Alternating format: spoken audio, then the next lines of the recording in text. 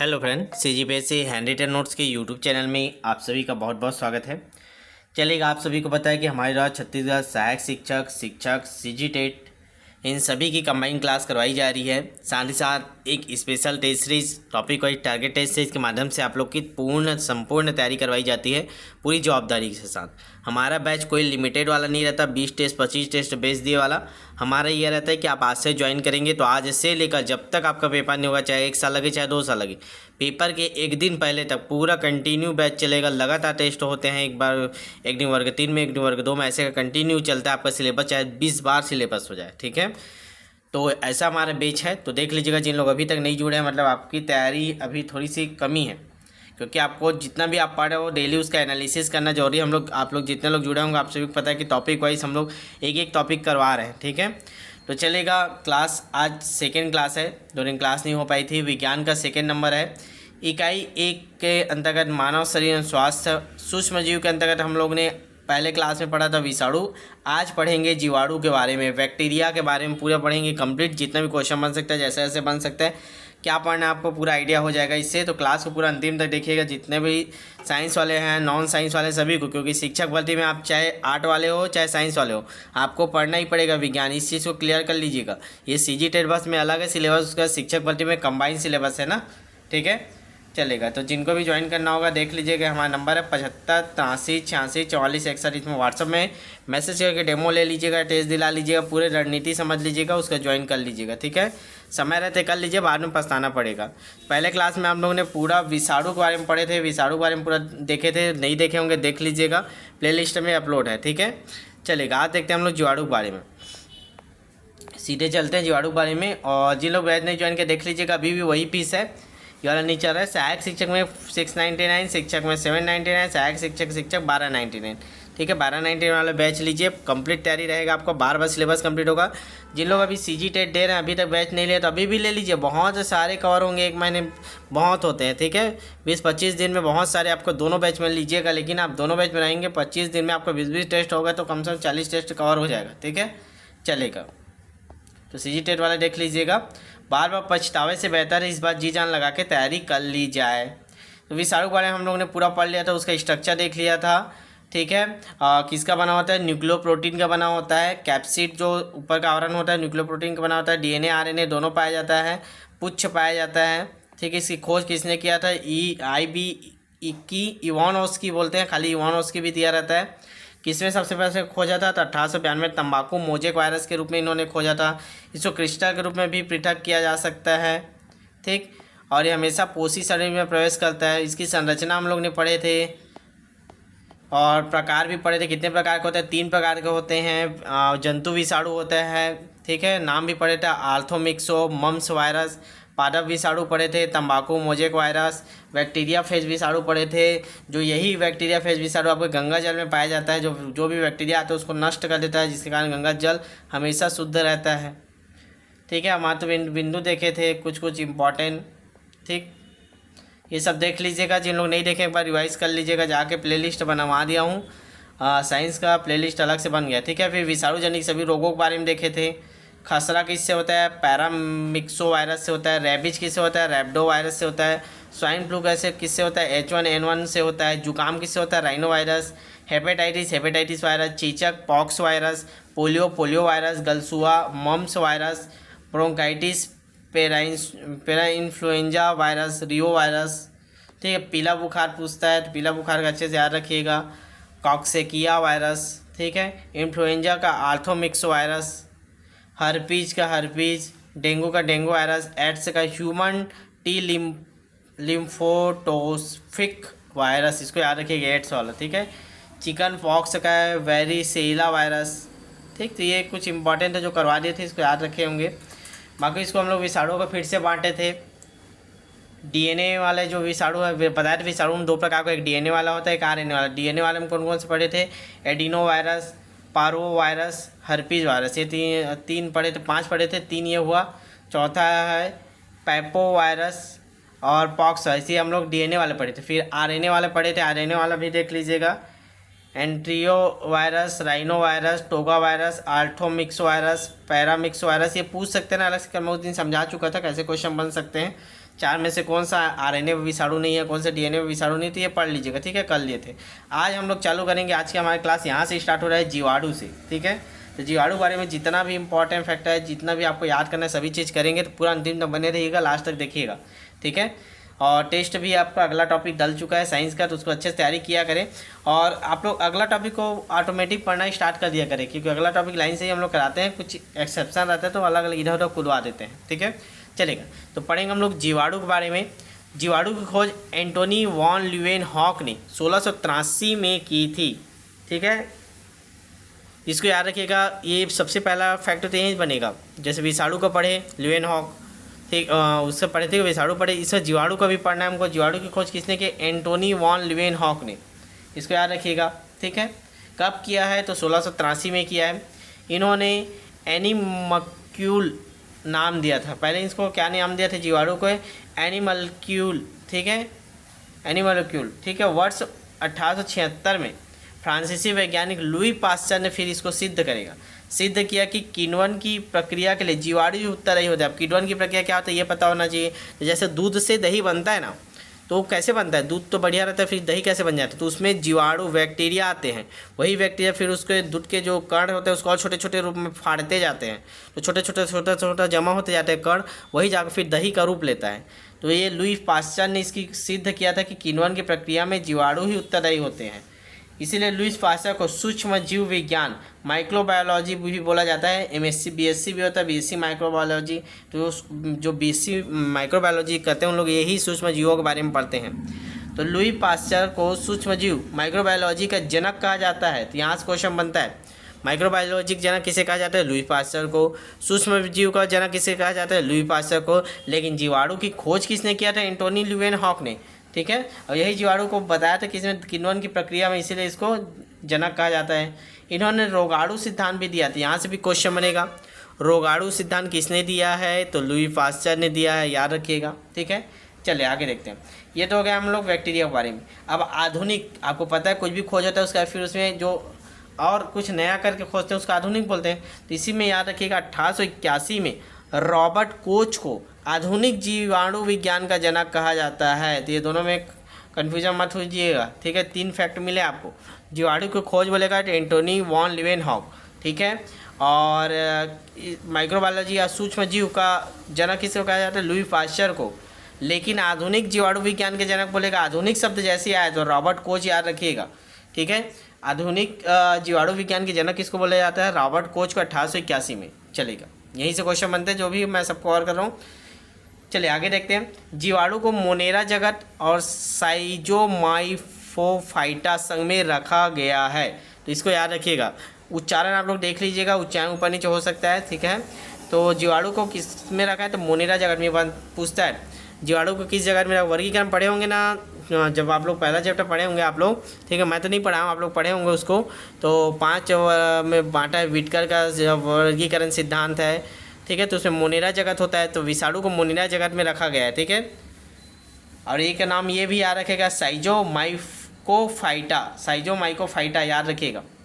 ये एक कोष की जीव है, तो ये भी ध्यान रखिएगा। ये पूछता है जीवाणु एक कोष की है, द्विकोष की है, बहुकोष की है। तो जीवाणु क्या है? एक कोष की जीव है।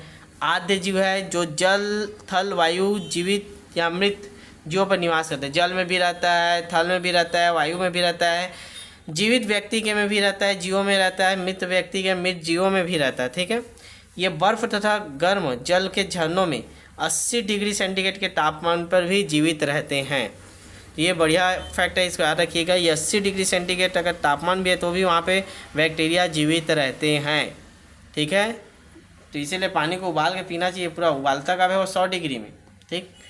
जीवाणु पादपों की श्रेणी में रखे जाते हैं, ठीक है। इसको याद रखिएगा, मोस्ट इंपॉर्टेंट है।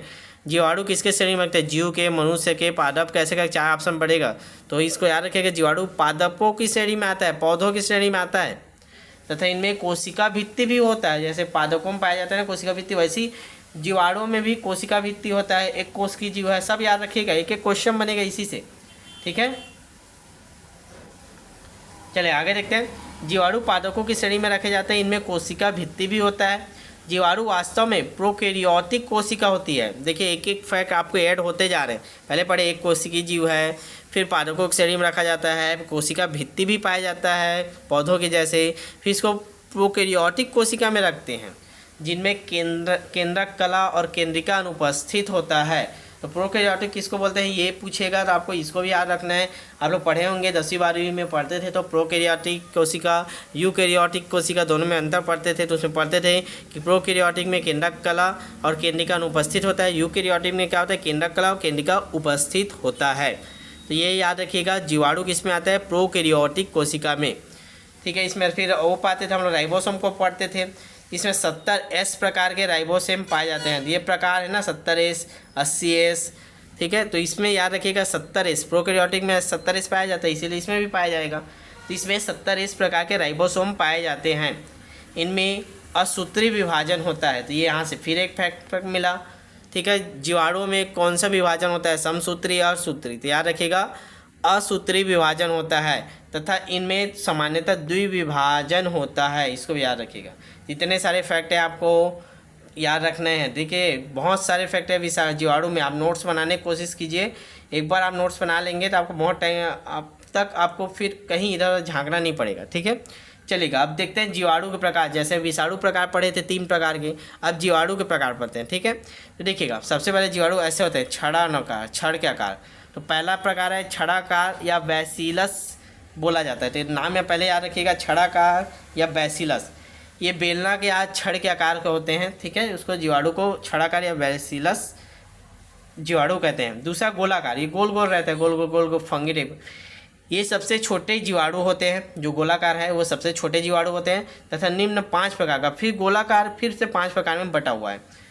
माइक्रोकोकस ये अकेले तथा एक कोश के रूप में होता है। डिप्लोकोकस ये 2-2 कोशिकाओं के समूह में होता है। देखिए एक एक कोशिकाओं समूह बोलेगा माइक्रोकोकस, डिप्लोकोकस बोलेगा 2-2 कोशिकाओं समूह में। टेट्राकोकस तो 4-4 कोशिकाओं समूह में, टेट्रा मतलब 4 होता है। स्ट्रेप्टोकोकस ये अनेक कोशिकाओं की श्रृंखला होती है। स्टेफाइलोकोकस ये कोशिकी गुच्छों के रूप में होते हैं। तो ये 5 प्रकार के हैं गोलाकार कोकस, ठीक है। तो इसको याद रखिएगा।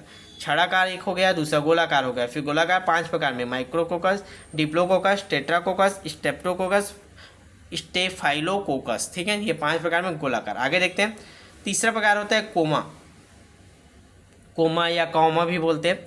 अंग्रेजी चिन्ह कोमा के आकार का होता है, ऐसा ऐसा होता है जीवाणु, इसीलिए इसको कोमा बोलते हैं। चौथा प्रकार सर्फिलाकार, स्प्रिंग या स्क्रू के आकार का होता है, ऐसे ऐसे ऐसे ऐसे ऐसे टाइप के, ठीक है। उसको सर्फिलाकार कहते हैं। तो ये 4 प्रकार के आपको याद रखना है, ठीक है। ये चारों का स्क्रीनशॉट ले लीजिए या नोट्स बनाएंगे दोबारा देख के तो नोट्स बना लीजिएगा। तो जीवाणु कितने प्रकार हो गए 4 प्रकार के आपको जीवाणु याद रखना है। छड़ाकार, बैसिलस, गोलाकार, गोलाकार फिर से 5 प्रकारों में बटा हुआ है, फिर कोमा, फिर सर्फिलाकार, ठीक है जी। समझ में आ रहा है ना, हर चीज़ को कवर कर रहे हैं। याद नहीं होगा भाई, आप याद आपको 2-3 बार पढ़ोगे तब होगा, ठीक है। एक बार समझ लीजिएगा, नोट्स बना लीजिएगा, फिर पढ़ते जाइएगा तो बार बार भी आपका याद होगा, ठीक है। चलिए अब उसमें भी रोग देखे थे, अब इसमें भी रोग देख लेते हैं। मनुष्यों में जीवाणु से होने वाले रोग और उनके विभिन्न कारक, तो अच्छे से याद करिएगा, इससे क्वेश्चन बनते हैं। और जो इंपॉर्टेंट मैं उसको मैंने अच्छे से याद करवा दूंगा। जैसे टाइफाइड का आपको पूछता ही है, चाहे इंडिया लेवल पे हो, चाहे छत्तीसगढ़ लेवल पे, सीजी व्यापम लेवल पे, शिक्षक भर्ती लेवल पे, सीजी टेट लेवल पे, सभी लेवल पे ये इंपॉर्टेंट है टाइफाइड का। आपको पता ही होगा, आप लोग कई लोग जिन लोग जाते होंगे टाइफाइड जिनको हो जाता है चेक कराने, तो बताता है कि आपके में साल्मोना टाइफी, ठीक है, साल्मोना टाइफी नामक जीवाणु है करके दिखा देता है। उसमें जब आप लोग का ब्लड टेस्ट करता है वही चीज़ को चेक करता है, ब्लड लेता है थोड़ा सा, उसमें फिर जो भी उनके केमिकल होते हैं वो डालते हैं, फिर उसको जब देखते हैं सूक्ष्मदर्शी में तो साल्मोनेला टाइफी नामक जीवाणु उनको दिख जाता है। जैसे आपको ब्लड में दिखा साल्मोनेला टाइफी, मतलब समझ जाता है कि टाइफाइड है, ठीक है। ये भी अलग अलग लेवल में होता है, पॉइंट में 2.1 कितने खून में कितना मात्रा है। अगला देखते हैं कुष्ठ रोग, जिसको लेप्रोसी भी बोलते हैं, कुष्ठ रोग। ये माइक्रोबैक्टीरियम लेप्री, याद रखिएगा कुष्ठ रोग का क्या है, लेप्री, याद रखिएगा लेप्री माइक्रोबैक्टीरियम लेप्री। फिर हैजा का तो पूछते हैं, ये मोस्ट इंपॉर्टेंट है, विब्रियो कोलेरा, ये याद रखिएगा हैजा का। ये तीनों एकदम इंपॉर्टेंट है, ठीक है। जो इंपॉर्टेंट वही चीज़ को लाने की कोशिश करें, लेकिन उसमें भी इंपॉर्टेंट बोलेगा। सबसे ज़्यादा टाइफाइड का याद रखना है, साल्मोनेला टाइफी, कुष्ठ रोग का माइक्रोबैक्टीरियम लेप्री, हैजा का विब्रियो कोलेरी। आगे देखते हैं काली खांसी का है हेमोफिलस पर्टूसिस, ये भी याद रखिएगा। काली खांसी का हेमो है ना, हेमोफिलस पर्टूसिस। प्लेग का है पास्चुरेला पेस्टिस, पास्चुरेला प्रैक्टिस याद रखिएगा प्लेग का। सिफिलस का है आपका ट्रेप्रोनेमा पॉलीडम, टेप्रोलेमा पॉलीडम, यह है सिफिलस का है, ठीक है, ये खून वाला है, खून का समस्या। जठरांध शोथ में ये होता है एस्केरिसिया कोलाई। एंथ्रेक्स याद रखिएगा बैसिलस एंथ्रेसिस, नाम से यह एंथ्रेसिस दिखेगा। पेचिस, ये मोस्ट इंपॉर्टेंट है पेचिस का। साइजिला डिसेंटेरी याद रखिएगा, साइजिला डिसेंटेरी, पेचिस का याद रखिएगा साइजिला डिसेंटेरी। फिर आगे डिप्थीरिया आपका है कोरिने बैक्टीरियम डिप्थीरिया का याद रखिएगा कोरिने बैक्टीरियम डिप्थेरी। आगे देखते हैं क्षय रोग जिसको टीबी भी बोलते हैं, ट्यूबरकुलोसिस भी बोलते हैं। तो क्षय रोग का क्या है, माइकोबैक्टीरियम ट्यूबरकुलोसिस, याद रखिएगा क्षय रोग टीबी को बोलते हैं, ठीक है। टीबी किससे होता है, तो ये होता है माइकोबैक्टीरियम ट्यूबरकुलोसिस। आगे देखते हैं बॉट्यूलिज्म, तो ये है आपका क्लोस्ट्रीडियम बॉट्यूलिज्म, ठीक है। आगे देखते निमोनिया मोस्ट इंपॉर्टेंट है, याद रखिएगा निमोनिया मतलब वो सर्दी वाला है, जो कोरोना का इसी को इफेक्ट कर रहा था निमोनिया के थ्रू। तो निमोनिया का क्या है, डिप्लोकोकस न्यूमोनी, याद रखिएगा निमोनिया का न्यूमोनी पूरा नाम है डिप्लोकोकस न्यूमोनी, मोस्ट इंपॉर्टेंट, इसको अच्छे से याद रखिएगा निमोनिया का डिप्लोकोकस न्यूमोनी। आगे देखते हैं टिटनेस का है क्लोस्ट्रीडियम टिटेनी, टिटनेस का क्या है क्लोस्ट्रीडियम टिटेनी। फिर है मेनिंजाइटिस का है आपका निसेरिया मेनिंजाइटिस, ठीक है, ये 15 हो गए। फिर आगे देखते हैं आप जीवाणु की संरचना देख लेते हैं, देख लीजिए जितने 15 प्रकार के पढ़ाया हूँ मैं, ये 15 आपको याद होने चाहिए। टाइफाइड का हो गया, कुष्ठ रोग, हैजा, काली खांसी, ठीक है, क्षय रोग हो गया, इधर निमोनिया हो गया, टिटेनस हो गया, मेनिंजाइटिस हो गया। अच्छे से पूरा 15 को नोट्स बना लीजिएगा ऐसी टेबल के फॉर्म में, ठीक है। चलिए आगे देखते हैं जीवाणु की संरचना, ठीक है। तो ये उसके आकार है देख लीजिएगा, ठीक। ये पूछता है सामान्यतः जीवाणु का व्यास क्या होता है, ठीक है, 0.5 म्यू से 2.5, ठीक है। मेन ये आपको पूछता है कि उसमें क्या क्या दिखाई देता है, ठीक है, उसको अलग अलग मिलेगा बुक में, अलग अलग उसको आकृति देख लीजिएगा आप लोग, इसको ये इंपॉर्टेंट है, ठीक है। कोशिका भित्ति पाया जाता है, इसकी आकार संरचना कैसे होती है ये पूछता है, ठीक है। बैक्टीरिया की संरचना कैसे होती है, उसमें क्या क्या पाया जाता है, कोशिका भित्ति पाया जाता है कि नहीं, ये कई बार क्वेश्चन बना हुआ है, ठीक है। तो इसको पहले कर लेते हैं। कोशिका भित्ति सेल वाल देखते हैं, जो जीवाणु की सबसे बाहरी भित्ति जिसे कोशिका भित्ति कहते हैं, जो काइटिन की सेलुलोज की बनी होती है, ये पूछता है जीवाणु में कोशिका भित्ति किसकी बनी होती है, कई बार क्वेश्चन बना हुआ है, इसीलिए मैं इसको फट से दिखा तो मैं पहले आपको याद करवा देता हूँ। कोशिका भित्ति काइटिन की या सेलुलोज की बनी होती है, जिसको सेलुलोज भी बोलते हैं, काइटिन भी बोलते हैं, तो याद रखिएगा सेलुलोज की बनी होती है या काइटिन आपका ऑप्शन में देगा, ठीक है। इसके 2 स्तर होते हैं, बाहर का चिकना पारदर्शक स्तर, स्लाइम स्तर है, तो बाहर में जो चिकना पारदर्शक स्तर होता है उसको स्लाइम बोलते हैं, और इसके नीचे लिप्रोप्रोटीन की बनी लचीली पतली जीवद्रव्य कला पाई जाती है, ठीक है। तो प्रोटीन की बनी लिप्रोप्रोटीन की बनी होती है जो इसके नीचे वाले परत होती है। इसी भाग में सूक्ष्म रोम पिलाई निकलते हैं, सूक्ष्म रोम पिलाई निकलती है, कसाभिका से छोटे छोटे, तो मेन ये याद रखिएगा, ये इसमें से मेन सार ये है, ये पूछता है कोशिका भित्ति किसकी बनी होती है, काइटिन की। जीवाणु की कोशिका भित्ति किसकी बनी होती है, काइटिन की, इसको याद रखिएगा, ठीक है। चलिए आगे देखते हैं कोशिका द्रव्य के बारे में, देखते हैं इसमें पाया जाता है कि नहीं। तो देखिए संरचना पढ़े हैं ना हम लोग, किससे बना होता है, यह समांगी होता है, ठीक है, होमोजीनियस।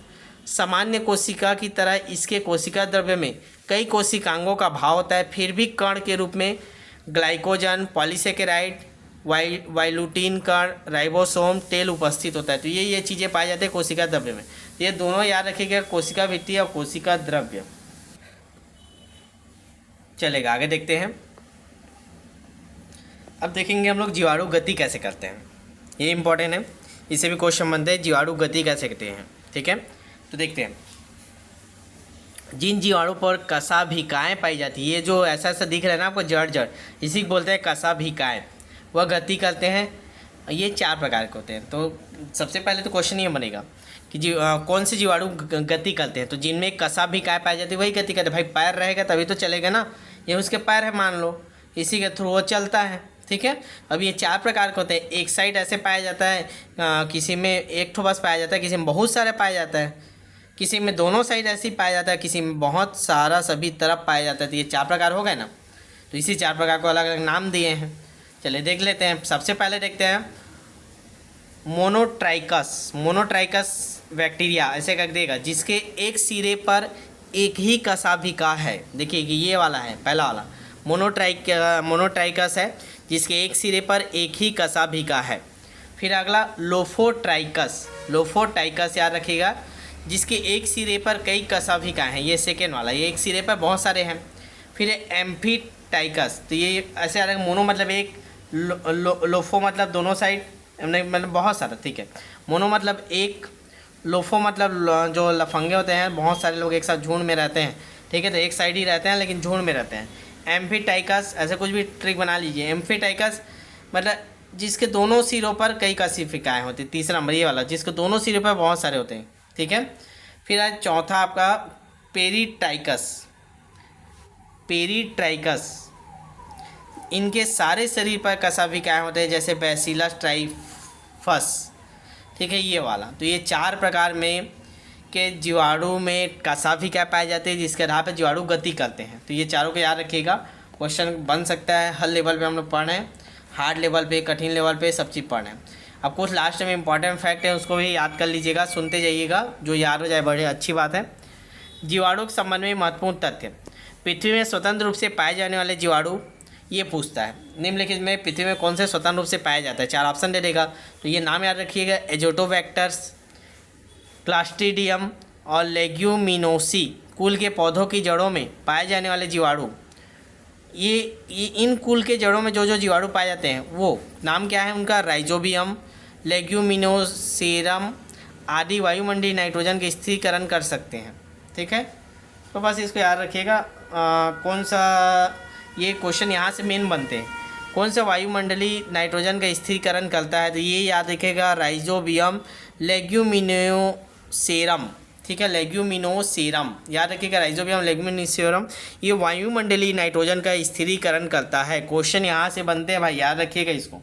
आगे देखते हैं बैसिलस बुल्गेरिस, ठीक है, बैसिलस बुल्गेरिस नामक जीवाणु मृत पौधे एवं जंतुओं के जटिल पदार्थों को सरल पदार्थों में विघटित करके भूमि की उर्वरा शक्ति को बढ़ाता है।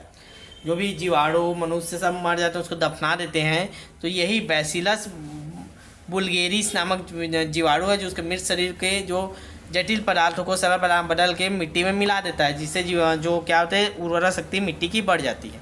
ये याद रखना है, ठीक है। चलिए आगे देखते हैं। दूध में पाए जाने वाला स्ट्रेप्टोकोकस लैक्टिस तथा लैक्टोबैसिलस लैक्टिस जीवाणु दूध में पाए जाने वाले लैक्टोज शर्करा को लैक्टिक अम्ल में बदल देते हैं, अतः दूध खट्टा हो जाता है। दूध के पाश्चुरीकरण की प्रक्रिया में दूध को 30 मिनट तक 62.8 डिग्री सेंटीग्रेड तक गर्म करके शीघ्रता से ठंडा करने पर लैक्टिक अम्ल जीवाणु की संख्या कम हो जाती है, ठीक है। तो बस ये नॉर्मल फैक्ट है, इसको याद रखिएगा, ठीक है। चलिए आगे देखते हैं, जब नोट्स बनाएंगे तो आपको समझ में आएगा।